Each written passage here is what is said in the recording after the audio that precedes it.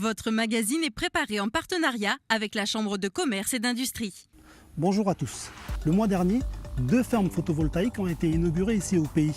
On a donc décidé aujourd'hui de se rendre dans l'une d'entre elles pour comprendre comment elles fonctionnent, mais aussi quel est leur potentiel. Nous nous trouvons donc aujourd'hui ici à Boulou-Paris, au milieu de la plus grande ferme photovoltaïque, la plus grande ferme solaire du pays. Dans 2 ans, 10 nouveaux projets verront le jour, ce qui multipliera par 3 notre production d'énergie solaire ici en Nouvelle-Calédonie. On en parle tout de suite avec notre invité.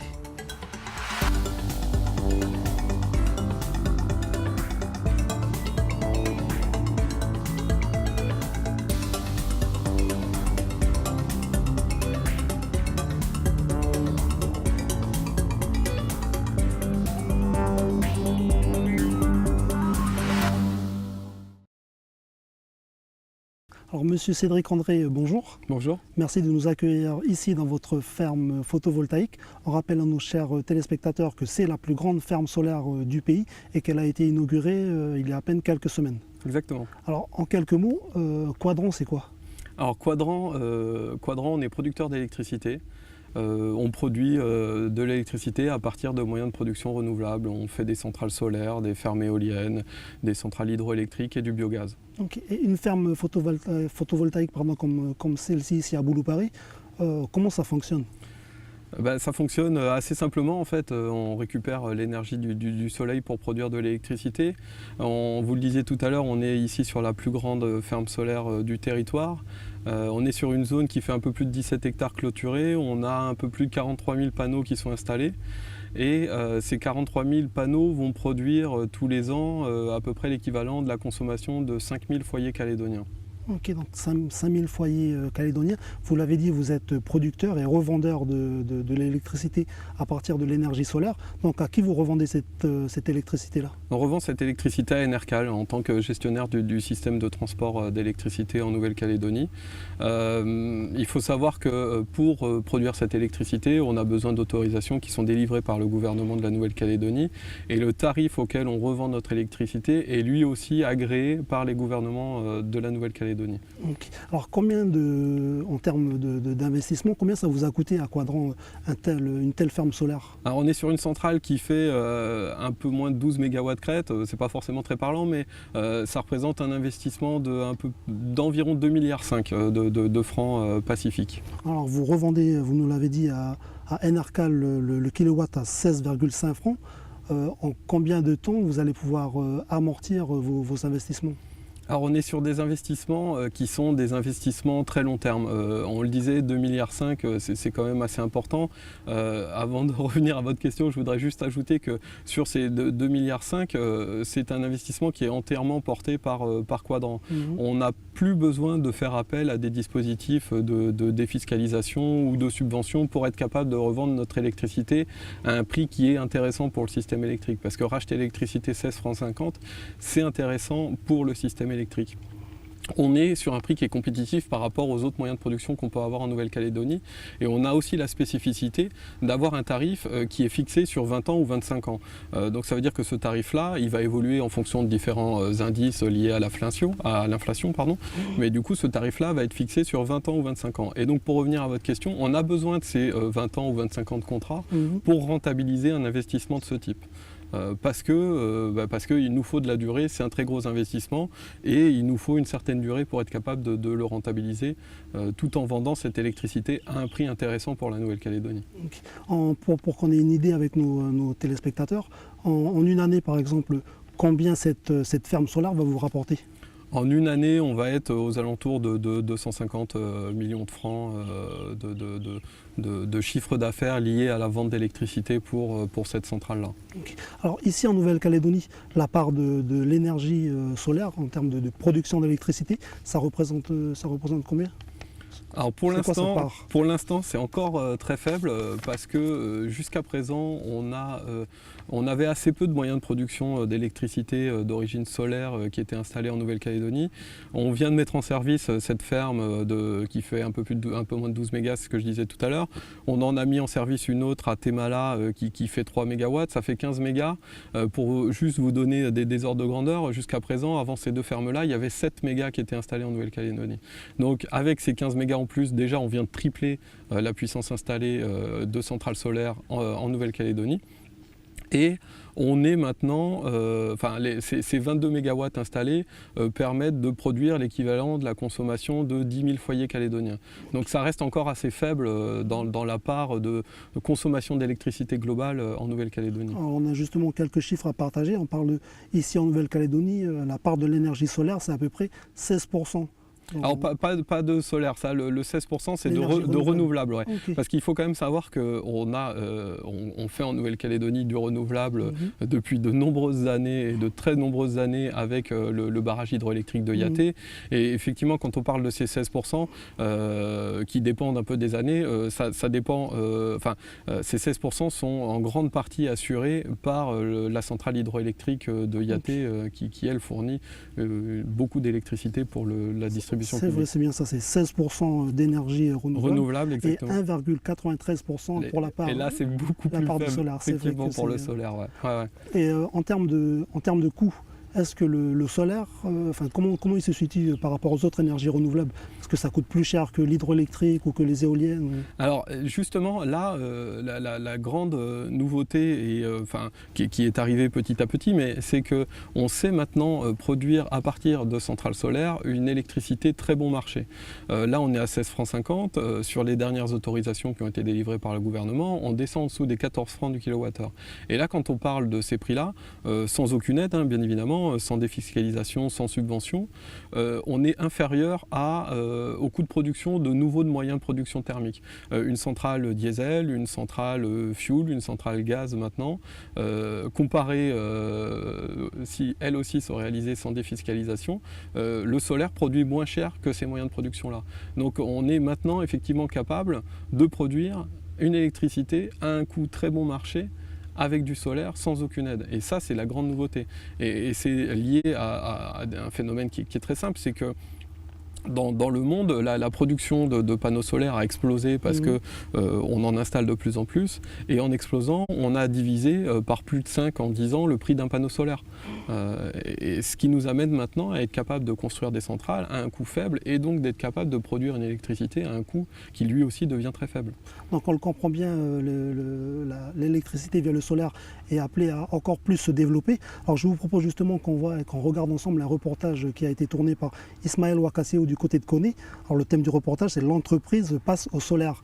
Donc c'est les entreprises qui ont décidé d'investir dans l'énergie solaire pour leur propre consommation et puis après peut-être pour la revente à d'autres producteurs comme Enercal, comme vous le faites déjà. Je vous propose qu'on regarde ça ensemble.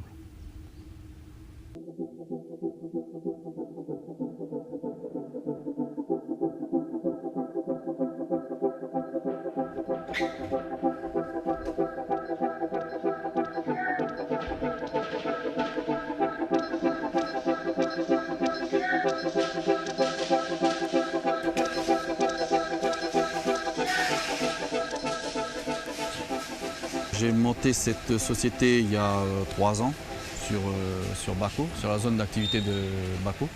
Donc on produit 1800 repas pour les écoles et le collège de Tieta. On a aussi également un service de gamelle où on produit 200 repas pour les particuliers de la zone VKP et les entreprises sur Wabuto. La première année, tout s'est bien passé parce qu'on n'avait que 900, entre 8 et 900 repas. Après la deuxième année, on a dû s'agrandir, donc on a augmenté notre stockage en froid, on a rajouté une chambre froide. Et là, les problèmes ont commencé avec des coupures régulières, le compteur qui sautait régulièrement. Donc on a été obligé rapidement de tourner sur un groupe électrogène tous les matins, de 10h à 17h du lundi au vendredi. On consomme donc à l'heure actuelle aux alentours de 275 000 à 300 000 francs d'électricité par mois. Donc on tourne sur le groupe parce que les mois de janvier où il n'y a pas beaucoup d'activité parce qu'on fait très peu de repas. Donc là on tourne essentiellement sur Enercal. Là, donc on a entre 250 et 300 000 francs d'électricité par mois. Et quand on met le groupe, on a 50 000 francs en moins, mais 70 000 francs de gasoil en plus. C'est dès qu'on met en marche la planche, qui est la plus grosse consommatrice d'énergie, fait sauter le compteur. Donc au lieu de, on a essayé les premiers temps de à chaque fois remettre le compteur en marche, mais on a grillé nos cartes électroniques, etc. Donc maintenant on l'arrête une fois, on met le groupe. Oui, on allume une fois que ça chauffe pendant une demi-heure et après on remet on charge les bacs et on met en marche et ça tombe pendant 5 minutes le temps que ça lave la base au chaud. Et après, dès que ça se termine, voilà, il y a un moment où ça se termine, là ça reste. Et après on enlève et on remet en marche tourner. Donc on fait au moins 5 tournées dans la journée, 5-6 tournées. Dernier arrivage des bacs, c'est à 13h. Donc on refait encore une autre tournée, 6-7. 7 fois par jour? Ouais, par jour. Donc ça c'est les vaisselles des écoles scolaires. Et après quand ça sera fini, ben voilà, ce sera nos vaisselles à nous, du personnel. Et vers la dernière journée, c'est ceux des traiteurs. Vers après, 14h, chacun fait sa vaisselle. Et du coup, la machine, elle est beaucoup... Oui, elle est beaucoup sollicitée dans la journée. On a reçu nos factures de carburant, il fallait vite qu'on cherche une autre solution. Donc on s'est tourné vers Nercal pour augmenter la puissance du groupe, donc ils nous ont fait un devis, etc. On s'est tourné aussi donc, vers l'énergie renouvelable, le photovoltaïque notamment. Et il nous a paru plus opportun d'utiliser le photovoltaïque. On n'aura plus de coupure de compteur et on aura même pendant les périodes où il n'y a pas d'activité, donc le week-end et certaines vacances, parce qu'on travaille aussi en vacances, mais même de la revente vers un Nercal d'électricité. Voilà, donc là on est dans la partie électrique, l'installation photovoltaïque. Tous ces éléments qui sont là, leur utilité c'est de transformer le signal qui est envoyé par les panneaux solaires en un signal exploitable pour l'entreprise, pour le tableau électrique. Donc en fait les panneaux solaires, eux, envoient un signal continu qui est transformé en signal alternatif par des onduleurs et qui sont ensuite envoyés dans les tableaux avec les protections électriques pour l'utilisation et la consommation dans l'entreprise. Nous avons dans cette installation en plus un stockage d'énergie sous forme de batterie. Et ça, ce sont des onduleurs qui vont exploiter l'énergie et gérer la charge et la décharge des batteries pour pouvoir soit stocker l'énergie, soit la remettre sur le réseau lorsque l'entreprise a besoin ponctuellement d'énergie, en plus de celle qui est délivrée par les panneaux photovoltaïques.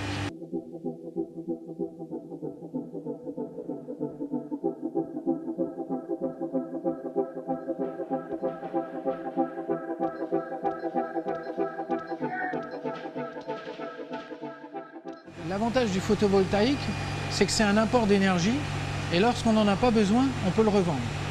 Donc c'est un double intérêt, je dirais. Bon, bien sûr, le fait de produire vert, c'est aussi un intérêt énorme, bien entendu. Mais ça, c'est un point important parce que dans une entreprise, par exemple, ça permet à l'entreprise d'amortir une partie de son investissement, mais surtout de pouvoir investir et d'utiliser cet argent. Donc l'investissement des panneaux solaires représente 10 millions. Donc il y a les panneaux, il y a les onduleurs et des batteries. Parce que j'ai fait le choix d'acquérir aussi des batteries pour lisser le courant et absorber les pics de consommation. On est passé à un cap à partir du moment où l'énergie, on peut la revendre.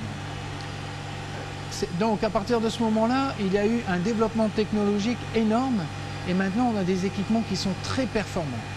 Aller vers le photovoltaïque, c'est aujourd'hui, mais c'est aussi aller vers demain.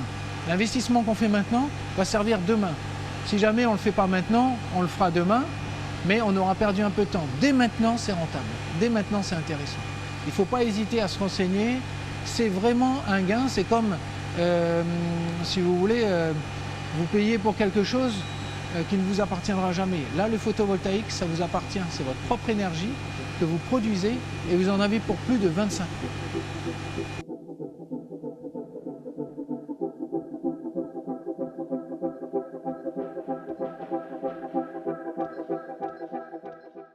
Alors, Monsieur André, peut-être une réaction par rapport à ce que vous venez de voir à travers ce reportage d'Ismaël Ouakassou? On voit bien dans ce reportage qu'on est effectivement, enfin, comme je le disais tout à l'heure, capable d'apporter des solutions concrètes qui fonctionnent techniquement et à un coût intéressant maintenant pour répondre à divers problèmes liés à la consommation d'électricité et notamment en Nouvelle-Calédonie. Depuis quand nos entreprises, nos sociétés calédoniennes peuvent elles aussi revendre leur électricité? Alors il y a eu divers dispositifs qui ont été mis en place pour promouvoir effectivement l'électricité solaire en Nouvelle-Calédonie. Ça a commencé au 1er décembre 2015 avec un premier arrêté qui permettait à des particuliers d'installer des panneaux solaires sur leur toit, de consommer un maximum de l'électricité qui était produite par leurs panneaux et de renvoyer sur le réseau le surplus. Ce surplus est racheté 21 francs le kilowattheure. Le dispositif a ensuite été étendu en début d'année 2016, en avril il me semble, aux professionnels raccordés en basse tension, comme on le voit dans le reportage qu'on a vu, et aux collectivités, et il devrait ensuite très prochainement être étendu même à toutes les entreprises raccordées au réseau. Donc voilà, on a maintenant ces dispositifs qui ont été mis en place qui permettent d'installer des panneaux solaires sur son toit, d'autoconsommer un maximum de cette électricité, et on a maintenant un tarif pour revendre l'électricité qu'on va produire à des moments où on ne la consommera pas en totalité et donc elle repartira sur le réseau. Alors on l'a dit tout à l'heure en entamant notre émission, on a assisté en un mois à deux inaugurations de grands projets comme celui-ci ici à Boulou-Paris. On parle aussi de 10 projets d'envergure dans le domaine du photovoltaïque en Nouvelle-Calédonie. Comment on peut expliquer un tel boom ? Alors le boom, il est très très simple, hein. Il est lié à la capacité qu'on a maintenant de proposer un kilowattheure intéressant au réseau électrique. C'est tout simplement ça, il est lié à ça. Alors c'est vrai que là, on a mis en service deux centrales solaires au cours du mois dernier. Ça nous permet de tripler la production solaire sur la Grande Terre. Et après, on a du coup maintenant 10 nouvelles centrales qui ont été autorisées par le gouvernement de la Nouvelle-Calédonie en avril, donc le mois dernier. Et ces 10 nouvelles centrales vont permettre, elles aussi, d'ajouter 57 nouveaux mégawatts crête en plus des 22 qu'on a actuellement en place. Donc on va encore tripler la puissance installée. Okay. Alors, dans 2 ans à peu près, la Nouvelle-Calédonie pourra produire près de 79 mégawatts crête. D'abord, qu'est-ce que c'est qu'un mégawatt crête ? Alors tout simplement, effectivement, c'est vrai que c'est pas forcément très parlant. On parle de puissance crête pour évaluer la puissance d'un panneau solaire. On parle de un watt crête, c'est le watt crête, c'est l'énergie que produit un panneau quand il est sous 1000 watts par mètre carré de rayonnement et à 25 degrés. C'est en gros la puissance maximum d'un panneau. Donc quand on parle d'une centrale comme celle-ci qui fait 12 mégawatts crête, c'est la puissance maximale que peuvent fournir les panneaux qui sont installés sur cette centrale. Alors 79 mégawatts crête, c'est ce qui est nécessaire pour alimenter à peu près 35 000 foyers calédoniens, c'est ça ? C'est ça. Ici au pays, tout à l'heure on énumérait un petit peu le nombre de projets en cours. Ce n'est pas des projets propres à Quadron. Non, j'aimerais bien. Je vous dis ça parce qu'en fait, j'aimerais vous parler de la grave entreprise Synergif. Je voudrais que vous nous en dites quelques mots. C'est quoi l'intérêt pour vous, pour le pays, d'avoir de tels organismes, de tels outils ? Alors l'intérêt pour le pays déjà, c'est d'avoir des professionnels qui sont capables de se rassembler, parler d'une même voix et être un interlocuteur privilégié des différentes institutions pour faire évoluer la réglementation, pour travailler sur la formation, pour travailler sur différentes choses. C'est ça le but d'une grappe, c'est d'être capable, nous professionnels, parfois même concurrents, de tous se mettre autour d'une table pour faire avancer notre filière. Le but d'une grappe, c'est vraiment de travailler sur la filière et de la faire avancer. Je voulais aussi que vous nous parliez un petit peu de la différence entre ce que vous avez comme ferme solaire ici et ce qui est proposé notamment du côté de la province Nord. Déjà en termes d'espace, en termes de terrain, de propriété, c'est différent avec les espaces coutumiers. On peut avoir effectivement des choses un peu différentes et l'exemple typique, c'est les 2 centrales solaires qu'on vient de mettre en service. On est ici à Boulou-Paris sur un terrain privé qu'on a même acheté pour pouvoir construire cette centrale-là. L'autre centrale qui a été mise en service il y a peu de temps est-elle en province Nord, effectivement, à Vaud, du côté de Témala, et celle-ci a pu être mise en place sur du foncier coutumier. Donc on est aussi capable d'apporter et de construire de tels investissements sur des fonciers coutumiers avec toutes les différences que ça implique, notamment et très principalement des différences juridiques. Mais pour autant, on est capable d'aller chercher des banques qui nous suivent pour investir sur des centrales solaires sur foncier coutumier. Et la grosse différence aussi, c'est que sur ce type de foncier, on essaye au maximum de travailler avec les gens qui ont le lien à la terre. Et à Témala, par exemple, on a 3 GDPL, le GDPL propriétaire du terrain, 2 GDPL qui ont un lien avec ce terrain aussi, qui rentrent à nos côtés dans la société de projet et qui sont actionnaires à nos côtés dans le projet. Et donc auront les mêmes retombées qu'on aura de ce projet-là. Donc on a vraiment une notion de partenariat et de valorisation commune de ce foncier-là. Ok, donc alors les bénéfices ils sont regroupés autour de ce foncier avec la location et puis aussi les dividendes. Exactement, les dividendes en étant actionnaire à nos côtés dans le projet. Exactement. Donc, les 10 projets d'envergure dont on a parlé tout à l'heure, ils vont être comment ils vont être dispatchés, ils vont se situer où? Alors on en a à peu près tout le long de la côte ouest. Si on veut faire un découpage assez grossier de la Nouvelle-Calédonie en termes de production renouvelable, on va dire que sur la côte ouest on fait du solaire, on a des grandes plaines, on a du soleil. Dans le sud on a plutôt du vent, on fait de l'éolien, c'est ce qu'on voit déjà actuellement. Hein. Et sur la côte est, on a un peu plus d'eau et on fait des centrales hydroélectriques. Donc c'est pas toujours vrai, mais globalement c'est un découpage qu'on peut imaginer. Et sur ces 10 projets-là, on est clairement là-dessus. On a des projets qui vont de Païta jusqu'à Koumak. Donc on est vraiment tout le long de la côte ouest avec des projets qui sont pas tous de la même manière. Alors on n'a pas tous construits de la même manière. Sur ces 10 projets, on va avoir 6 projets qui sont des projets similaires à celui qui nous entoure ici aujourd'hui, où on fait du solaire simple, sans stockage, et où on revend l'électricité directement au réseau. Et là, on a des tarifs qui sont très intéressants. Et là, on est aux alentours des 14 francs que j'évoquais tout à l'heure du kilowattheure. En plus de ça, on a 2 projets un peu plus particuliers qui, eux, sont faits sur des serres.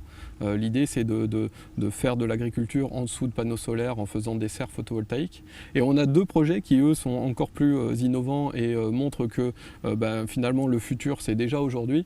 On a 2 projets qui vont être des grandes centrales solaires, comme celle-ci, voire même plus grandes, et qui, celles-ci, vont être réalisées avec des moyens de stockage d'électricité. Alors, ici au pays, on peut dire que le photovoltaïque se démocratise, de plus en plus de particuliers aussi s'y mettent. Est-ce qu'on peut penser que je ne sais pas si vous pouvez me confirmer ça, c'est dû notamment à cause de la baisse des coûts. On sait que d'après les témoignages qu'on a recueillis, on nous dit que les batteries coûtent assez cher. C'est ça un des plus gros investissements. Alors, avant les batteries, juste revenir sur, effectivement pour les particuliers c'est intéressant et c'est lié à la baisse des coûts et au dispositif qui a été mis en place. On a en 2016 un peu plus de 200 particuliers qui ont fait le choix d'installer des panneaux solaires sur leur toit. Et ça va continuer et la machine est en marche. Pour les batteries, effectivement pour l'instant, et c'est de moins en moins vrai au moment où je vous le dis, les batteries ont encore un coût important et viennent surenchérir le coût d'une centrale solaire. Pour autant, ces coûts sont aussi en train de diminuer de manière très forte et on imagine même voir des baisses de coûts similaires à ce qu'on a pu vivre pour les panneaux solaires.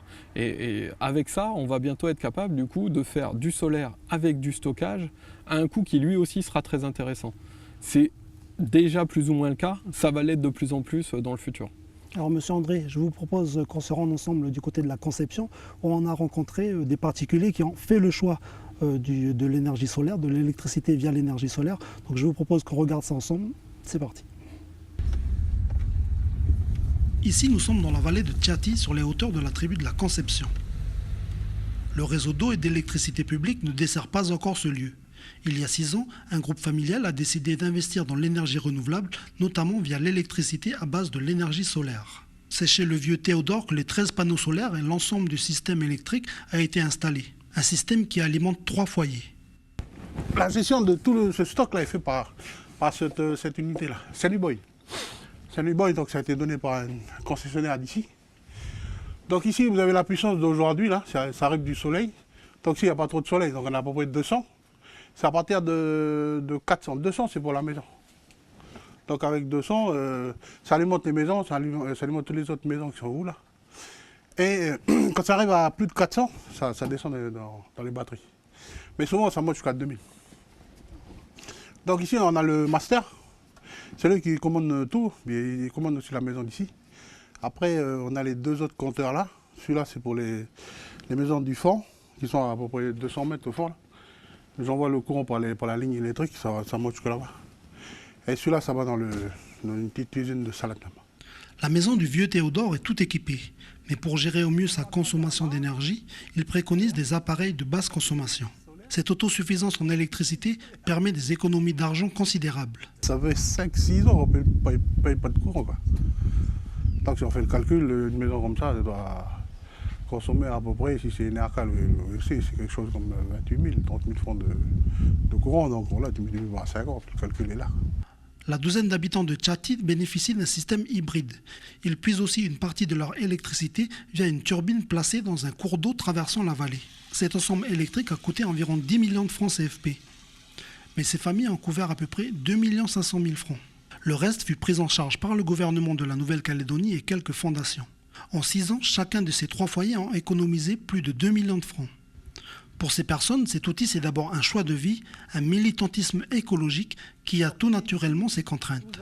Ah, quand tu fais ce choix-là, c'est comme si tu as un autre enfant à la maison, quoi. Parce qu'il faut toujours venir, faire attention, le soleil, comment c'est, tout ça. Bien gérer, parce qu'il faut tenir, quoi. C'est pas, par exemple, dans ces temps-là où tu as 5-6 jours, il n'y a pas de soleil, donc tu es obligé de gérer le stock. Faire attention un peu à la consommation, éteindre les lumières et tout ça. Donc c'est un style de vie, quoi. Il faut choisir, parce qu'il y a quand même quelques petites contraintes, quoi.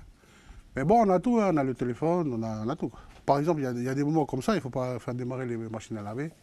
Et gérer le congélateur aussi, parce que c'est des grands consommateurs d'énergie.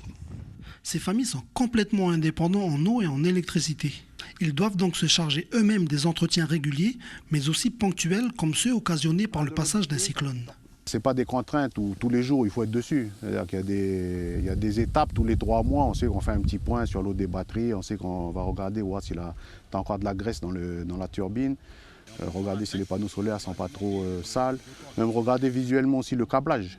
Le câblage, voir s'il n'y a pas des rats qui ont attaqué ou des trucs comme ça. Donc, mais ce n'est pas tous les jours qu'il faut être dessus. Là, par exemple, ce poteau-là, celui-là, il a pété pendant le cyclone Cook. Il a pété, donc voilà celui qui est par terre là. Donc là, quand c'est comme ça, on ne peut pas appeler NEC, on ne peut pas appeler NEACAL, parce que nous, on est une ligne complètement autonome. Donc le poteau, il est tombé, puis la ligne, elle pendait ici. On a dû rechercher un poteau, replacer, rechoper la ligne, retendre là-haut, refixer. Donc ça fait partie des travaux voilà, maintenant, c'est un peu général quand il y a des casses quelque part, quoi.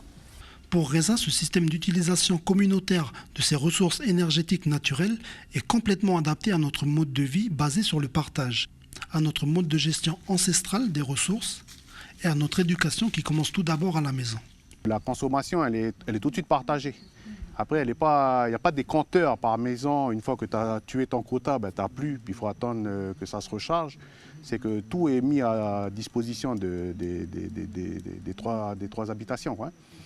Ce qui fait que nous, on a appris aussi à se gérer collectivement. On fait attention aussi entre nous. Mais ce qui permet aussi forcément de se parler aussi. De se parler, comment est-ce que toi tu as consommé, est-ce que tu as tiré plus la nuit dernière, ou bien quand tu sais que tu vas avoir des travaux à la maison que tu vas consommer, tu préviens aussi les 2 autres. Il faut savoir utiliser uniquement ce que tu as besoin. Ce que tu n'as plus besoin, quand tu n'as plus besoin de la lumière pour sortir de la pièce, tu éteins, tu n'as plus besoin de lumière. Donc c'est cette éducation-là qu'on transmet aussi à nos enfants, mais c'est aussi une éducation que nous, on a hérité aussi des vieux à nous. Parce que les façons de pêcher, les façons de travailler au champ, les façons de gérer, quand il n'y avait pas encore l'électricité et puis l'eau, les vieux, ils l'avaient déjà. Alors, M. Randré, peut-être une réaction par rapport à ce qu'on vient de voir à travers ce reportage, par exemple, sur le thème des batteries. On l'a vu, ils nous le disent, ces particuliers-là vont changer les batteries à peu près toutes les 15 ans. On en fait quoi de ces batteries ? Alors effectivement sur les batteries, on va les changer alors à un rythme qui va un peu dépendre de ce qu'on va leur demander de faire et comment on va les solliciter en fonction d'installations comme ça pour des particuliers qui ont besoin de stocker de l'électricité pour la redonner le soir voire la nuit et les moyens de stockage comme on va utiliser sur des grandes centrales solaires comme on l'évoquait tout à l'heure. Les durées de vie ne vont pas être exactement les mêmes et vont aller de 8 à 15 ans effectivement en fonction de ce qu'on va en faire. Et après, une fois qu'effectivement on ne sait plus quoi en faire, malheureusement, comme beaucoup de choses ici, on n'a pas forcément, et on a les filières de recyclage ici, et donc ça va repartir comme c'est venu dans des containers pour être recyclé dans des zones où les filières existent. Et des panneaux photovoltaïques comme on a autour de nous, là, comme celui-là derrière moi, la durée de vie c'est combien de temps et sur la durée de vie d'un panneau, ça effectivement c'est une très bonne question. On a des panneaux qui sont là pour durer de très nombreuses années. Un panneau solaire, les bons fabricants maintenant nous garantissent qu'au bout de 25 ans, ils feront encore 80% de leur puissance initiale. Donc ça veut dire que dans 25 ans, le panneau, certes il produira 20% de moins, mais il continuera quand même à produire 80% de sa puissance initiale. Donc il y a de grandes chances que soit il soit réutilisé pour un autre usage, parce que la centrale solaire, on a des obligations de démantèlement, parce que pas mal de choses, parce qu'on profitera très certainement du site pour refaire mieux, parce que dans 25 ans on saura faire encore mieux. Mais les panneaux, eux, ne partiront pas forcément en recyclage. Ils auront très certainement une deuxième vie, parce qu'il leur restera pas mal de puissance disponible. Et quand ils arriveront quand même en fin de vie, sur des panneaux comme on a autour de nous, on est sur des panneaux où il n'y a pas de matière dangereuse, où une très très grande partie du panneau se recycle. On le voit très bien, on a un cadre en aluminium qui fait le tour du panneau, l'aluminium ça se recycle, on a une vitre en verre sur le dessus du panneau pour le protéger, le verre aussi, les filières de recyclage existent. Les cellules, la partie bleue qu'on voit là, c'est du silicium. Là aussi, il existe des filières de recyclage complètes. Et après, on a un peu de plastique, on a de la connectique, on a un peu de cuivre, on a diverses choses. Mais une grosse partie du panneau se recycle. Alors là encore, pas ici, mais ça se recycle. Et il existe des filières qui sont mises en place et qui commencent à se développer de manière très forte, et notamment en France. Alors, on l'a dit tout à l'heure, je rappelle quelques chiffres pour nos chers téléspectateurs. La production totale d'énergie, enfin plutôt la part de l'énergie renouvelable dans la production d'énergie et la consommation ici en Nouvelle-Calédonie, c'est 16% pour l'énergie renouvelable et 1,93% pour le solaire. Par contre, quand on regarde un petit peu ce qui nous est proposé via le schéma de transition énergétique voté par le Congrès en juin 2016, l'objectif c'est 100% d'énergie renouvelable dans la distribution publique d'ici 2030. Vous en pensez quoi ? Alors, effectivement, il y a du boulot, c'est clair. Alors, quand on parle, juste pour remettre un peu les choses dans leur contexte, quand on parle de 100% de la distribution publique, c'est 100% de la consommation d'électricité en Nouvelle-Calédonie, hors métallurgie. Donc, c'est hors les 3 grandes usines métallurgiques. Et ce 100%-là, à l'horizon 2030, il est clairement atteignable. Effectivement, pour l'instant, les chiffres sont plutôt faibles, mais on le voit, il y a 10 nouvelles centrales solaires qui vont sortir de terre, on va augmenter ces chiffres-là. Il n'y aura pas que du solaire, il va aussi y avoir un petit peu d'éolien, de l'hydroélectricité, on aura besoin de tous ces moyens de production pour atteindre le 100% renouvelable. Mais on voit on est de plus en plus capable de faire du renouvelable et notamment du solaire à des prix intéressants, qu'on saura bientôt faire du solaire avec du stockage à un prix encore plus intéressant et ce moyen de production-là sera d'autant plus intéressant qu'il est encore plus simple à insérer dans un réseau puisque ça devient quasiment un moyen de production classique comme un moyen thermique. Et donc tout ça va nous permettre d'atteindre ces 100% de renouvelables à l'horizon 2030 assez facilement. Okay. Alors, on a beaucoup parlé de l'impact économique, des avantages économiques que le solaire ça représente, mais en termes d'empreinte carbone, c'est aussi considérable ce qu'on est en train de réaliser ici en Nouvelle-Calédonie. Ah là, on est en train de... il faut savoir qu'en gros, 1 kWh produit en Calédonie, c'est pas loin d'1 kg de CO2 émis.